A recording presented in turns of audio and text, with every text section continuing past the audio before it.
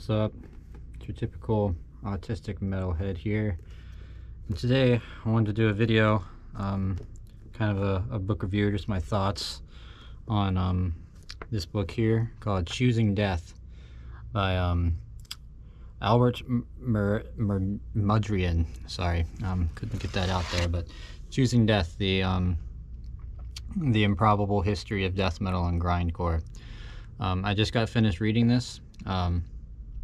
I bought this book secondhand at my my local record store recently.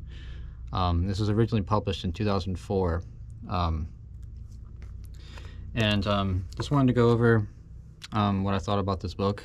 It was definitely a really solid book. It taught me a lot of things. Some things I already knew from reading some other books, but I would like to read more books about, like, especially the American scene. But this definitely touched a lot on the American scene, which is cool.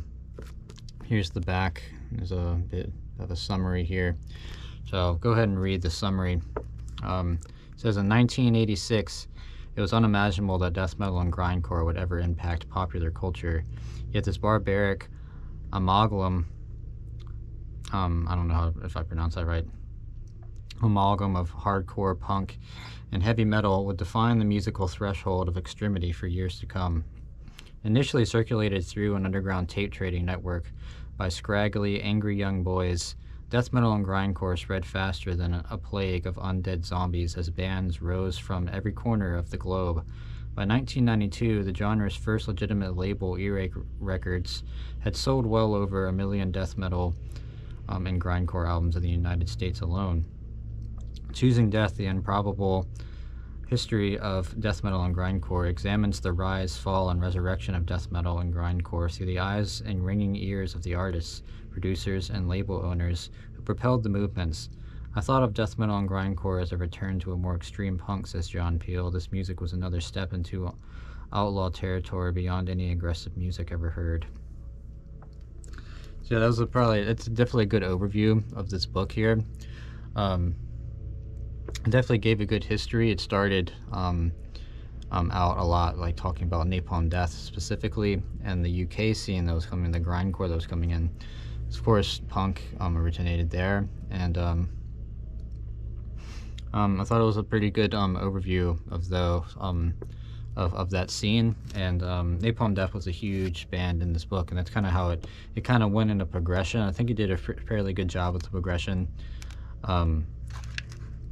There's actually a introduction in here by John Peel, which is interesting. I didn't know much about John Peel. I didn't know he did a bunch of things, but he was very intrigued by, he's a British music broadcaster, radio guy, I didn't realize he was into like extreme stuff and more interesting, like some interesting music.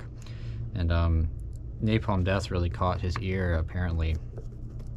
And he used to play like their stuff on the radio and stuff, which was crazy for the time. And I thought that was cool, that he was like open to that and put that on there. But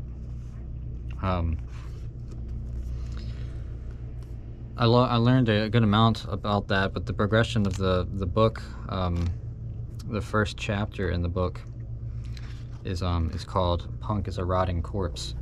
So it just talks about punk kind of going out, and then like the heavier shit coming in, and it was pretty cool. And I've been reading this over like the past like 2 months or so. I've been reading it kind of slow. I guess it's more been like a month, but so I can't forget. I can't remember too much from the beginning of the book and stuff that really stuck out to me as much. But I guess I didn't realize like it taught me a lot about like the formation of Napalm Death and just that grindcore scene that started in the UK, and how it affected the United States as well, with bands like Terrorizer and such that came in around that time. And I didn't realize some of these bands were so early, like it come around so early. Like even like Death started really early. They didn't release anything until '87, but a lot of these bands like kind of started fairly earlier than I was even thinking. And I learned some things about like kind of like the Florida scene, and like A lot of bands are like, seemed like they were like Florida bands, but a lot of bands like came down to Florida to get produced by Scott Burns, who was huge in that time, getting that death metal sound. He was like the death metal producer, and apparently that became like a stigma with him. Like anywhere he'd go, he'd try to do producing on any type of other music or something, and he's like, oh, you're the death metal guy. So like that kind of like was like a kind of a, I don't know, like a bittersweet thing. I guess it didn't really like, he didn't love that, so he ended up not doing music producing after like the big death metal explosion. And I guess I learned too just like how death metal really just took off. Apparently, like I didn't realize how kind of a big of a deal it was at the time. 'Cause Earache was made, of course, kind of around Napalm Death, and that was a big label for Napalm Death and like releasing more extreme music in the UK. And they eventually went on, of course, to they released Carcass, and Carcass and Napalm Death got quite big. They got probably one of the most noticed from the scene. And then, of course, Entombed came in the early 90s, and they got on Earache, and that was another big band. And so it was like these big bands, and then like the American bands that got on Earache as well, like Deicide and Obituary. All that was like, these bands were like pretty big. And as I started progressing through the book, like it started like I said, Napalm Death, and then it's kind of touched on like Terrorizer and some like early Death stuff, and then the second one got more into like Death and stuff like that, the band Death specifically. And of course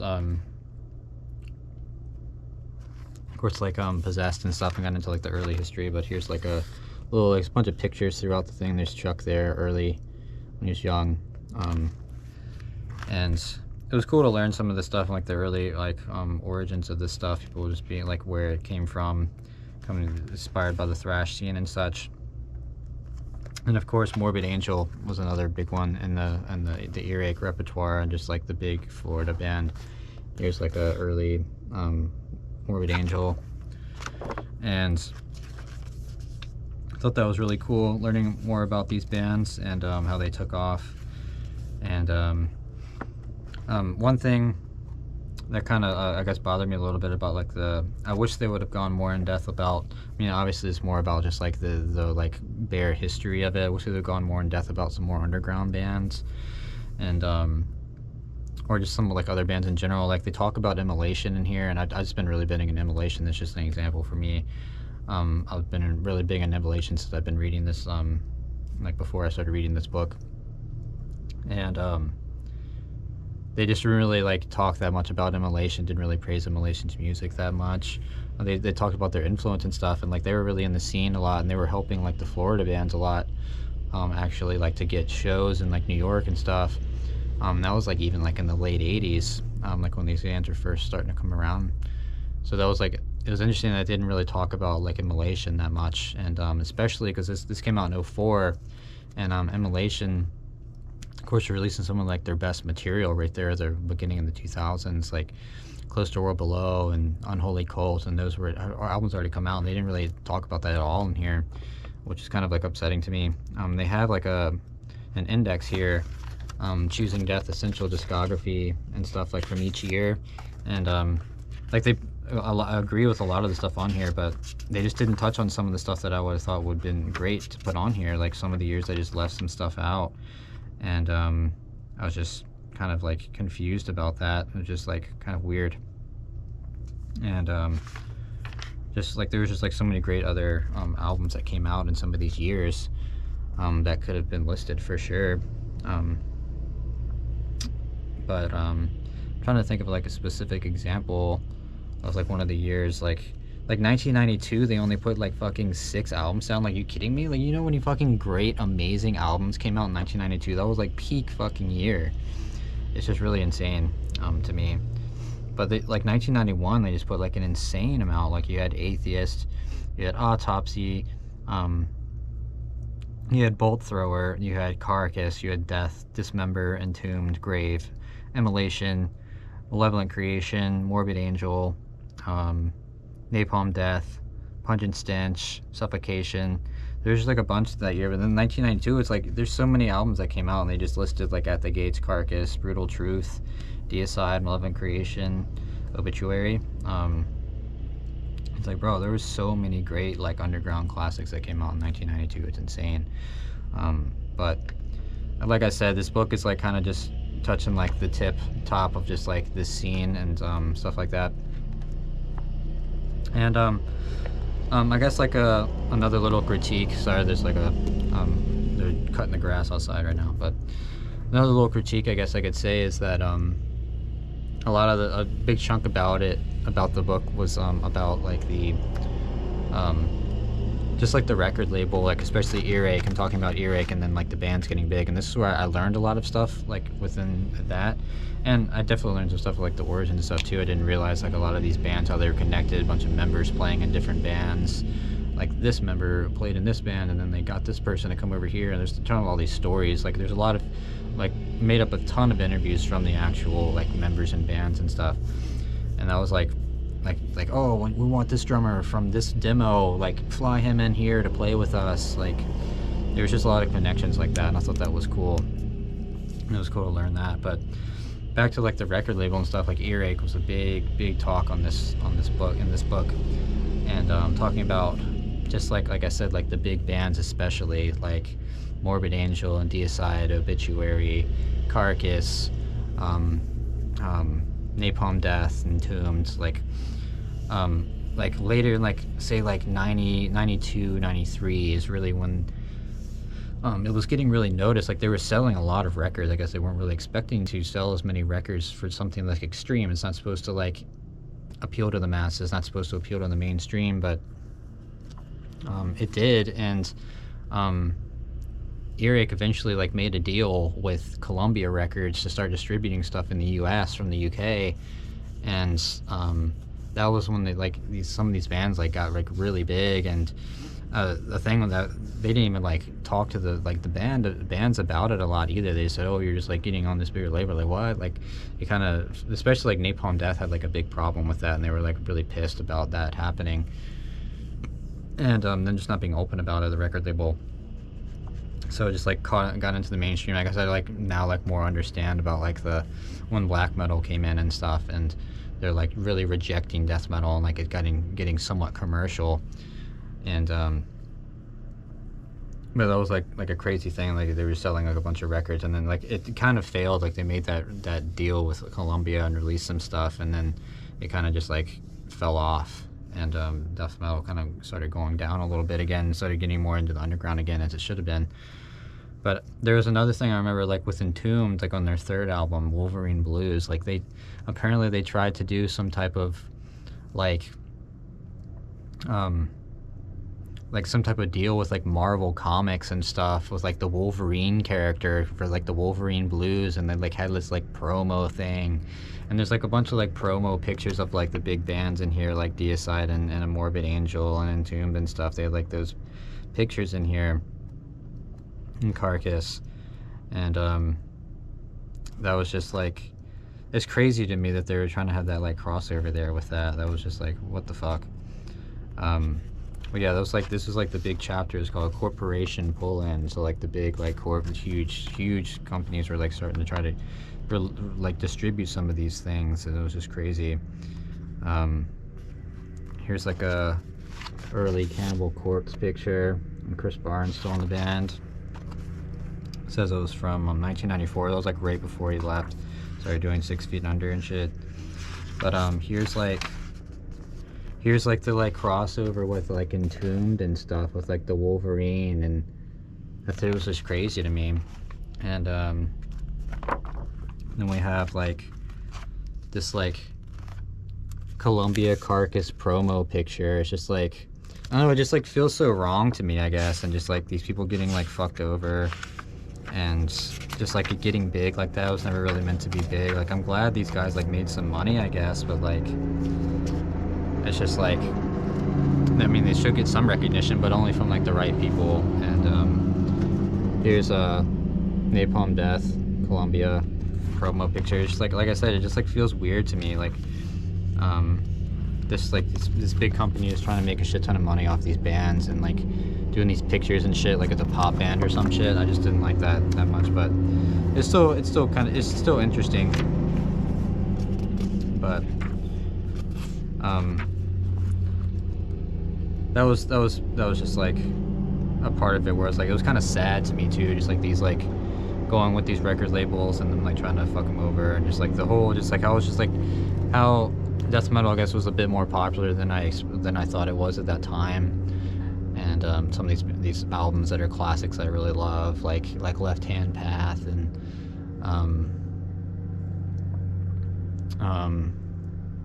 like even like obituary stuff, like Cause of Death, like those early albums, and Deicide and Morbid Angel, like all that stuff was just like so like more popular than I thought it was, and commercialized to an extent. Some of their later stuff, especially. So I was like, that kind of like bummed me out a little bit too. I was like, oh, this is like, I don't like when shit like 100% appeals to the masses. Like that's what makes it special, I guess. But it also kind of started talking about like later on down the line, another thing I liked, or like another, I guess this would be a little bit of a critique, though. They, like, I guess death metal somewhat fell off because it wasn't as mainstream anymore in like the late 90s, and like specifically the year I was born, 1997. They were saying like, oh, it was such a not a good year. Like 96 wasn't a good year. I mean, there were still so many great albums that came out those years, but people was like, oh, it's just all these like copycats, everybody doing the same thing now. But like, I don't know, I still feel like there's a lot of like great underground shit that people like maybe the people even in this book don't even fucking know about. But it didn't die in the underground. It never died. It's never gonna die. That's like a thing that it talked about at the end of the book. That's something I loved so much too. As I got into the end of the book, it did talk about Hate Eternal, which is a band I've been somewhat intrigued by, and I didn't realize it was like some crossover. It was like Eric Rutan, who was believe he was in Morbid Angel, and it was kind of a little bit of a super group of a band. And they were saying that like, and that was another thing, like they were talking about like in 2000, the year 2000, like Nile's another big band, like bringing that technicality, the Egyptian themes and stuff, and like taking death metal to the next level. But like, once again, they didn't mention like Immolation from that year and stuff, and it's like Immolation was doing fucking amazing shit at that time too. And how they just persevered and like pushed through all this, like, 'cause there was like hiatuses in between their like early albums, but then they just started really consistently releasing great shit in like the early 2000s.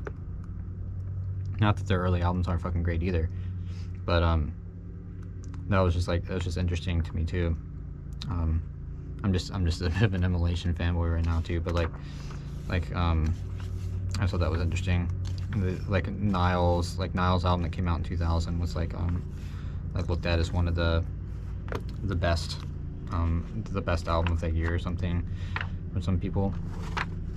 And I'm definitely a little unorganized here, just kind of like going off of like what kind of pops into my head. But like even on here, like 2000, like they put like Choosing Death Essential Discography in 2000. They literally didn't even put fucking Immolation on here. It's like, what do you even mean?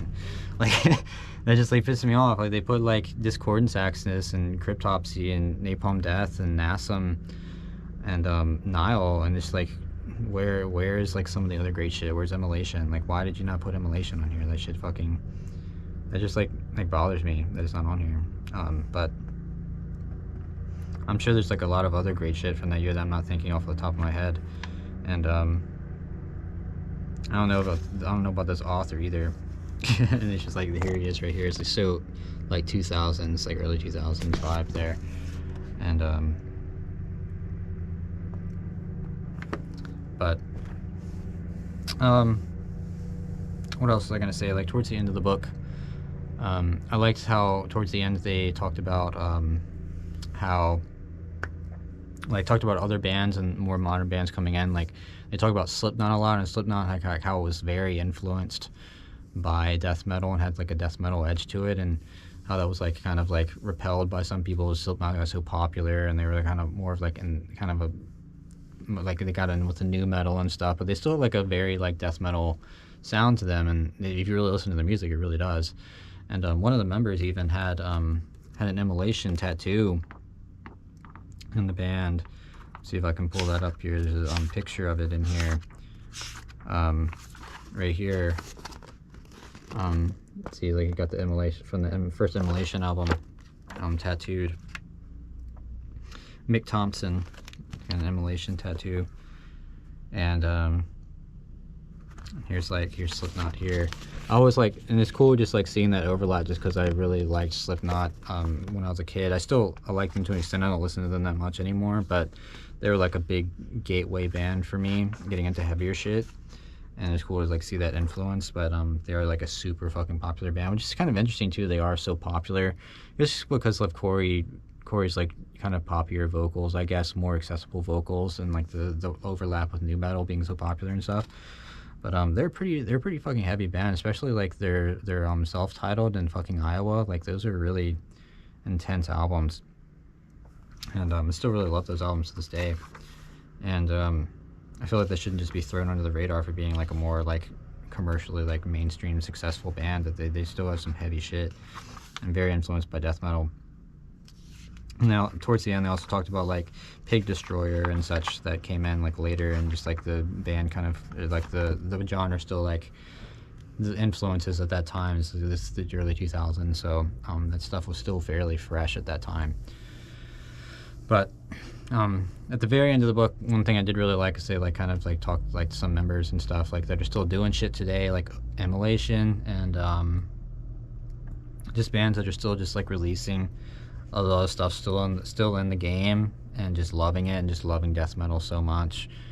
And they're just like, yeah, it's just part of us. We're not making money from doing this shit. Like, we're going out, if we can make a few $100s from a big tour, like, great. But like, there's really no money in this. We're just doing it because we love it, and that's just what it is. And that just makes me feel good, and it's like how it should be, and that's how I just really like it. And it just made me feel good, and I really love that. Like, I all have like still have like day jobs, and they're just doing this because they fucking love the music, man. That's how it should be. That's the passion that should be behind it. It shouldn't be about making fucking money and shit. It's about making great art and releasing it to the world. And so it ended on a good note there, and I really liked that. But all around, pretty solid book. I'd probably give it like 3 to 3.5 stars, maybe, if I'm rating. I'm not really like a big on rating things, but just like I said, it gave me some good knowledge on things, but wish they would have done. I wanted more knowledge about certain other things, I guess. So, but pretty solid book, Choosing Death. I would recommend it to anybody who's into extreme metal and wants to learn more about some of the scene. Here's like interviews from people, and what people from the scene actually said. And that was a big part of this book that was really good, is that there's a lot of just like quotes from actual people that were in the scene doing the shit at the time, and I think that was really cool. But definitely check this out if you haven't read it before. Chances are, if you're really into extreme metal, you probably have read this before, but I really want to read some more stuff within the extreme metal sphere. I've got a few other books that I've read before that I'm probably going to reread soon, and maybe do some reviews on that in the future too. So want to keep reading some more stuff when I hopefully get some more money someday to be able to buy some books I'm interested in. I really want to read the new book about Chuck that came out from Death, and an Immolation book that came out a few years ago, and I just want to get more knowledge on some of that stuff and just really see it from different point of views. I thoroughly enjoyed reading this. I just love reading about music. I was excited to sit and read it every night, and just really pretty solid stuff. So highly recommend. But let me know your thoughts on this book down below if you've read it before, and give me some recommendations on some books to read about the extreme metal, if you've about extreme metal and such that you've read before and would recommend and like. So just love to keep expanding my knowledge on these things, and because I love it so much. But thank you guys for watching. Hope you like this video. Check out this book if you haven't, and see you guys next time.